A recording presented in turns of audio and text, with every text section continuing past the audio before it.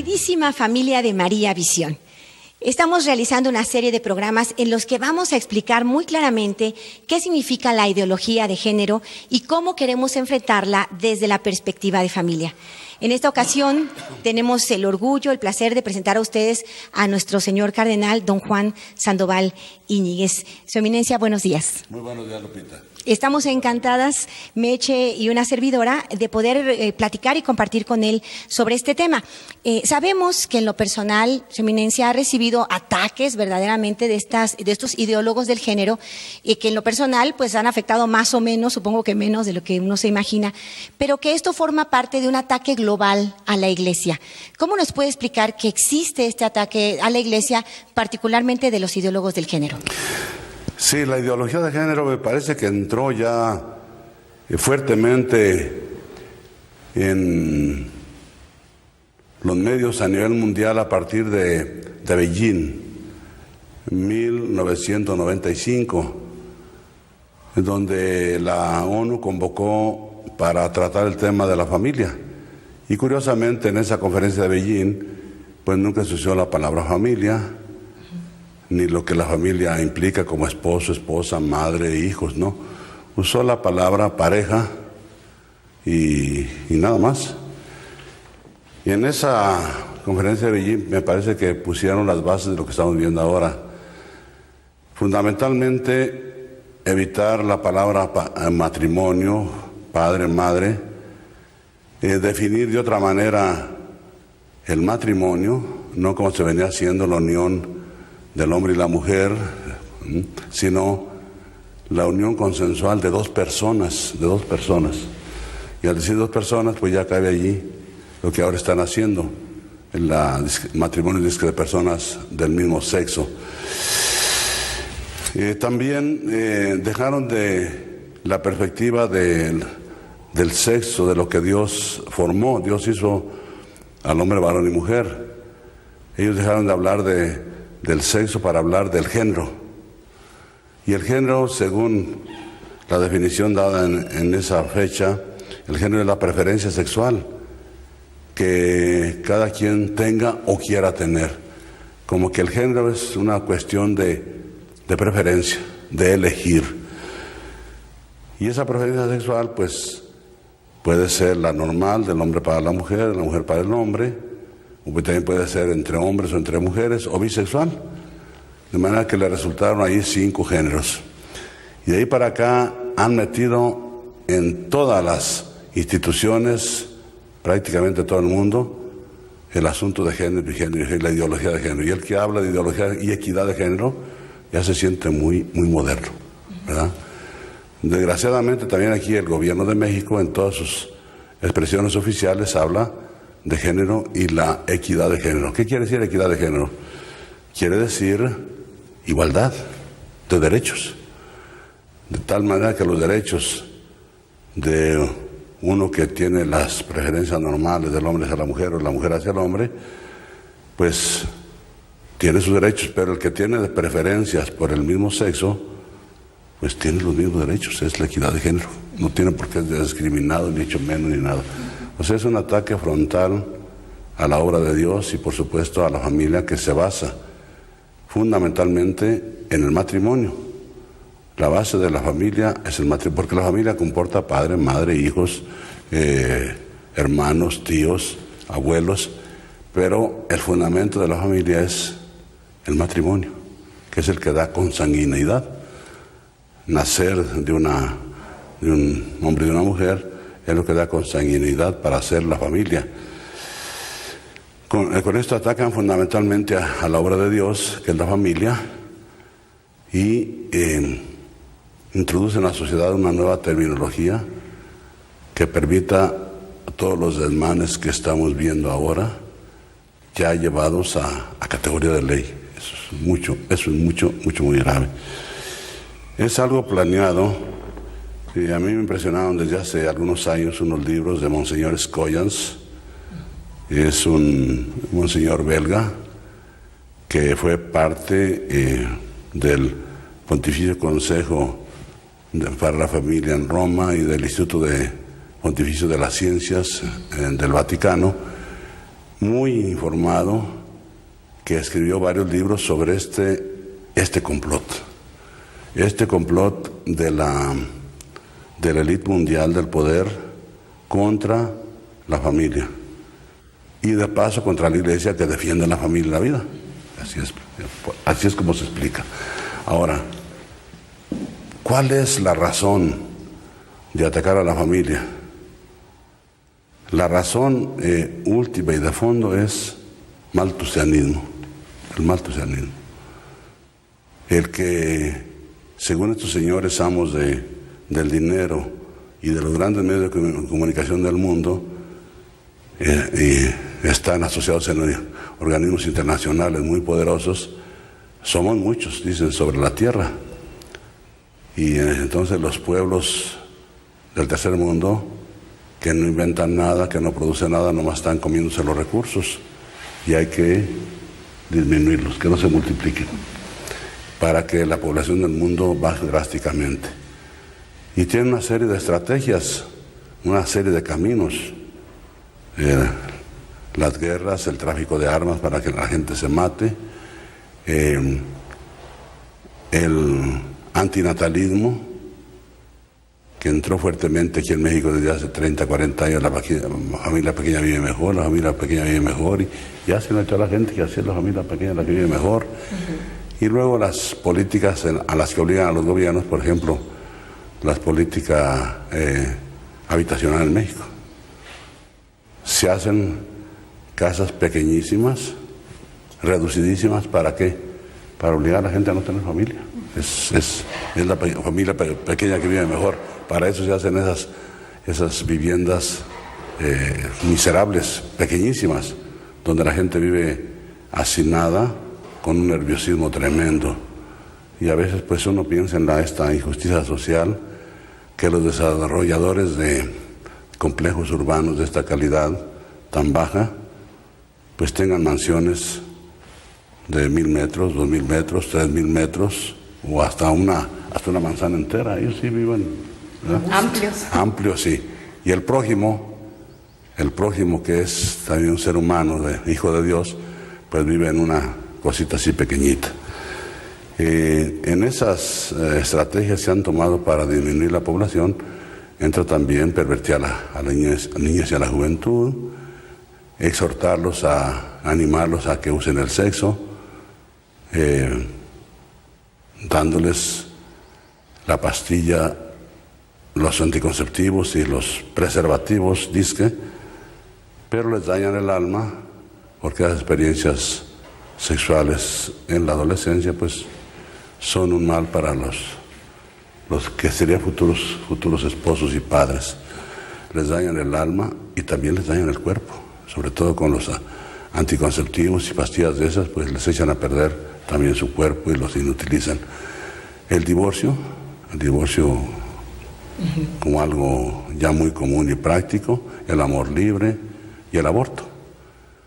Todas esas son, como quien dice, estrategias de esta que se ha llamado por los sumos pontífices, Pablo VI, Juan Pablo II, cultura de la muerte, porque cultivan la muerte.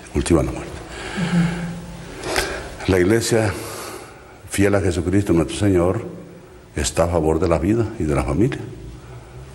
Y por esta razón la Iglesia es blanco de ataques tremendos ataques desde todo punto de vista y con cualquier pretexto.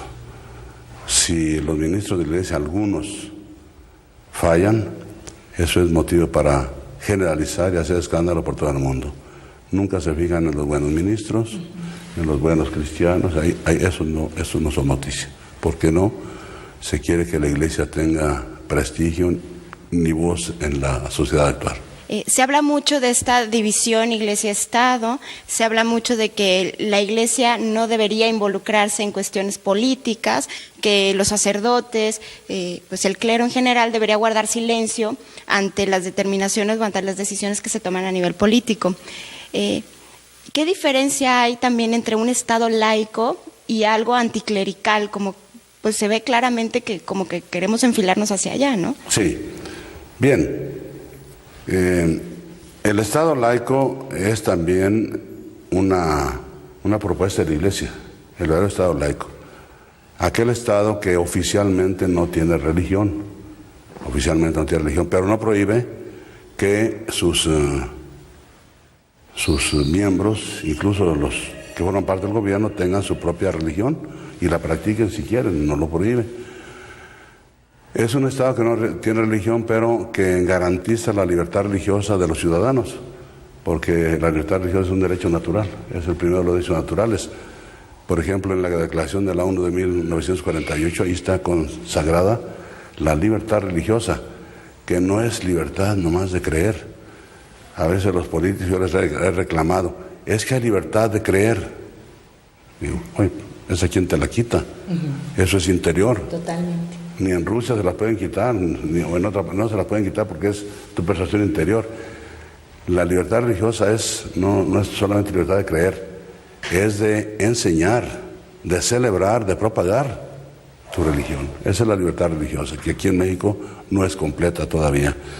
Entonces un Estado laico no es un Estado persecutorio, es un Estado moderno que favorece muy bien la separación de Iglesia y Estado para que cada quien cumpla con su propia misión. Ni nosotros los clérigos debemos meter a gobernar, ni el Estado tampoco a regular la vida de la Iglesia. Hay que aclarar muy puntualmente que la ley de la Iglesia formulada en el derecho canónico, en ese código que es norma para la Iglesia Universal, nos prohíbe a los clérigos militar en un partido político, manifestarnos a favor de un partido político, de un candidato, o tomar parte en la administración de impuestos públicos. Eso lo tenemos nosotros prohibido por la propia ley eclesiástica y sabemos que así debe ser. Pero cuando se trata de defender la familia y la vida, pues ahí no se debe invocar el Estado laico, porque siendo ciudadanos tenemos voz y debemos tener voz en la sociedad, porque una ciudad democrática, eso pretende ser en México una ciudad democrática, pues una ciudad democrática escucha todas las voces. Ahora, tratándose de asuntos de la familia y de la vida, del aborto, de matrimonios de personas del mismo sexo, etc., allí no estamos hablando de dogmas religiosos, para que los que queramos meter en el Estado no son dogmas religiosos, es asunto de moral natural. Antropología, moral natural. Son moral natural que obliga a todo ser humano. Aquí y en China y en la India y en Europa le obliga a todo ser humano el respetar el orden de la naturaleza que establece las plantas son sexuadas, los animales son sexuados y el ser humano es sexuado. Entonces es macho y hembra. Entonces eso es ley natural.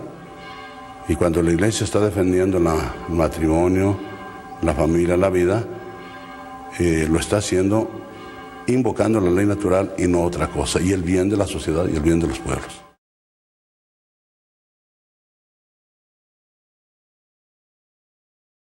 Su Eminencia, una de las cosas que esta ideología de género promueve muchísimo es como dar soluciones prácticas a los problemas. Y entonces ellos dicen, si una mujer adolescente está embarazada, ¿por qué va a traer a ese niño que además que le va a estorbar, no va a ser feliz? Y dan una serie de argumentos muy prácticos. También, si este hombre está enamorado de ese otro hombre, ¿por qué no lo dejan hacer su vida? Siempre se dan soluciones prácticas sin ir a lo profundo. Pero ante estas problemáticas reales, que sí vemos que existen, embarazos adolescentes, infidelidades, atracción hacia el mismo sexo. ¿Cuáles son las respuestas de la Iglesia? Nos han llamado, por ejemplo, homofóbicos, que porque los despreciamos y tal. ¿Qué hace la Iglesia por esas madres adolescentes y solteras, por esas personas con atracción al mismo sexo? ¿Cuál es la postura de la Iglesia frente a ellos para convencernos que no hay tal homofobia o tal discriminación? Con respecto a los embarazos de adolescentes, no solamente se debe atacar el efecto, es más sabio y más provechoso quitar las causas. Y la causa de los embarazos que se dan en adolescentes que no están ciertamente preparadas para ser madres, la causa es el libertinaje sexual, la propaganda sexual que va y viene por todas partes. Entonces hay que procurar crear que crezcan los adolescentes, los niños y adolescentes un ambiente más sano. Y ahí hay una responsabilidad inmensa de la familia, que tiene que cuidar a sus hijos. Una vez que han cometido un error de ese tamaño y una adolescente está embarazada, pues hay que ayudarla, como se puede, que salga adelante. Los primeros que deben ayudar son los padres de esa muchacha, los padres de familia, que son los responsables y los que tal vez no cuidaron. Ahora, si no quiere tener a ese hijo, una vez que lo tenga, se puede procurar una buena adopción para que ese niño pues tenga soporte, ¿verdad? Soporte y ayuda en su vida. Eso es con respecto a esos embarazos de adolescentes. Pero hay una cosa que yo les hace notar. Se dicen que se percibe mucho la pedofilia. Y la pedofilia es molestar sexualmente a un menor o a una menor de edad. ¿Cuándo? ¿Dónde en México se ha castigado a uno que ha embarazado a un adolescente de 12, 13, 14 años? ¿Cuántos hay una pedofilia? ¿Por qué a ellos no se les aplica la ley? Eso es pedofilia también. ¿Y por qué no se aplica la ley? A ver. Y lo otro, la homosexualidad congénita o adquirida, y la mayor parte de las veces es adquirida, pues es una tendencia. ¿Y qué dice la Iglesia? Pues tienes esa tendencia, como sea la tienes esa tendencia, domínala. Domínala, no te desboques, ¿no? Compórtate, eso es lo que dice la Iglesia. Y si llegas a faltar, pues vas y te confiesas y la Iglesia te perdona, siempre la Iglesia estará pronta a perdonarte. ¿Qué es lo que no soportamos los hombres de Iglesia, lo que no aguantamos? Que se pretenda contaminar el matrimonio, que estas personas quieran que su unión o su relación con otra persona del mismo sexo sea como la del matrimonio. Esa es la aberración, esa es la corrupción. Bueno, si cada persona es libre de hacer su vida, allá le responderá al Señor el día de la cuenta. Cada quien es libre de hacer su vida. Si esta persona es homosexual y así quiere vivir, pues que lo viva. Pero pues que lo haga ya en particular y es su vida, es su decisión. A nadie les molesta por eso.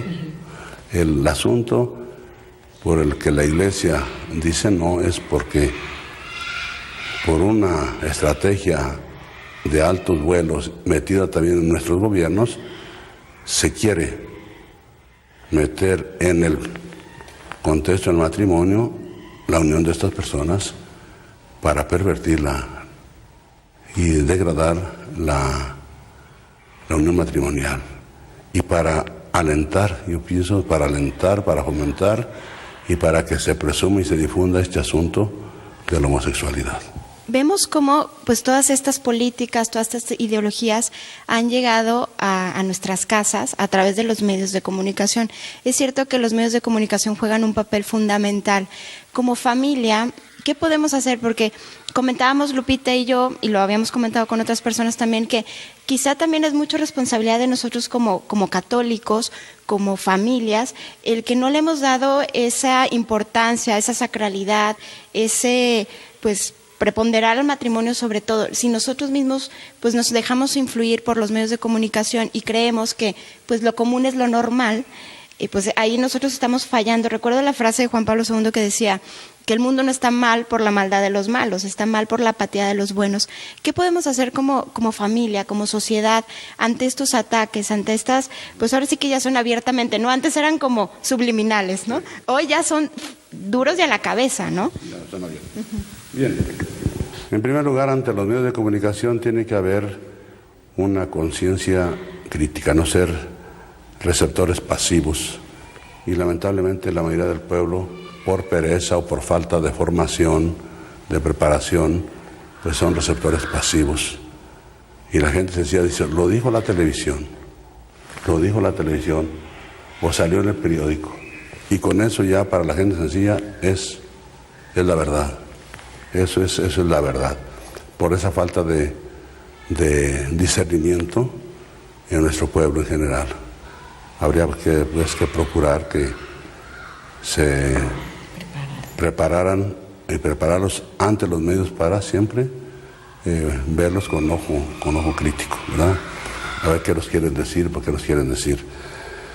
Y en segundo lugar, pues dar una llamada a los medios de comunicación, que construyan la patria, que no la destruyan, que construyan la patria, que este México necesita de un pueblo bien informado, de un pueblo digno, de un pueblo libre, de un pueblo solidario, y que no se olviden que la familia es la sociedad más pequeña de todas las sociedades, pero es la más importante, es la célula de la sociedad y también de la iglesia. Y si destruimos la familia, la sociedad se va a pique, que eso no se olvide. Vamos preparándonos todos. Además, la Iglesia tiene muchos movimientos a favor de la familia, a favor de los matrimonios. Involucrémonos, formemos parte de estos grupos, no nos quedemos aislados. Alberto Einstein decía que la mayor de las ilógicas, de las cosas que no podían ser es ¿cómo quiero resultados diferentes si sigo haciendo las mismas cosas? Vamos por resultados diferentes, haciendo cosas diferentes, entre otras preparándonos más como Iglesia. Su Eminencia, le agradecemos muchísimo su tiempo y le pedimos una bendición para todos los televidentes. Con mucho gusto. Para María Visión, mi bendición para todos los que ahí trabajan, para ustedes de Valora, que tanto han aportado con un generoso esfuerzo desde hace años a despertar la conciencia de la sociedad en torno a los valores fundamentales de la moral y del Evangelio. Que Dios los bendiga. En el nombre del Padre, del Hijo y del Espíritu Santo. Amén. Muchísimas gracias. Hasta muy pronto. Continuamos con esta serie en la que tú y yo vamos a aprender a hacer familia.